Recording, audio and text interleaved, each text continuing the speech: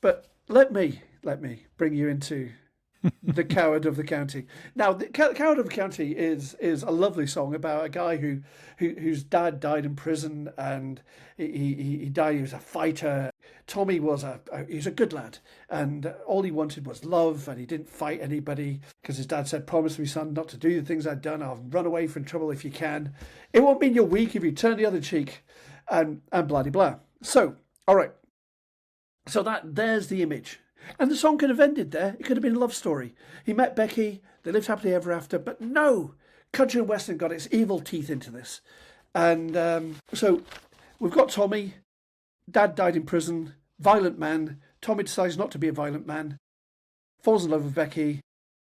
Everything's looking lovely. Unfortunately, one day, I'm quoting directly from the song, while he was working, the Gatlin boys came calling. Now, I'm guessing the Gatlin boys weren't selling encyclopedias because they took turns at Becky, and there was 3 of them.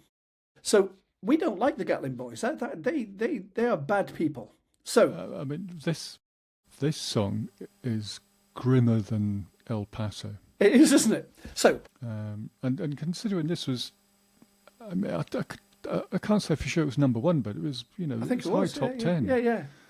So Tommy returns home, and I'm going to quote from the word according to the Gospel of Kenny of the Rogers.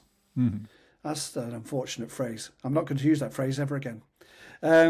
So it's not the name for this song, is it? So Tommy opened up the door and saw Becky crying.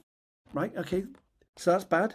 The torn dress, the shattered look was more than he could stand. So we've got empathy there, we've got love, we've got all these wonderful things.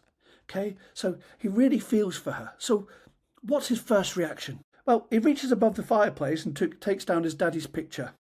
As tears fell on his daddy's face, he heard the words again. Promise me something, blah, blah, blah. So what does he do next?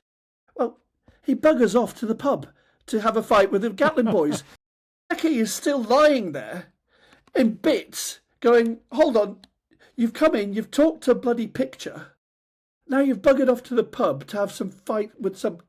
What about... Where do I fit... Where's the love, Tommy?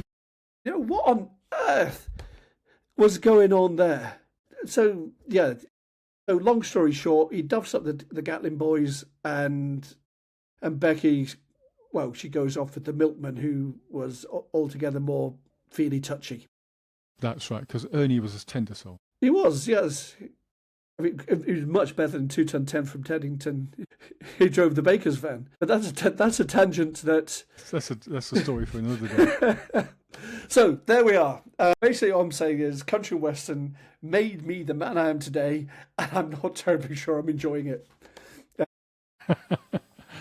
Yeah, I mean, let's face it, that's the way you've described it there.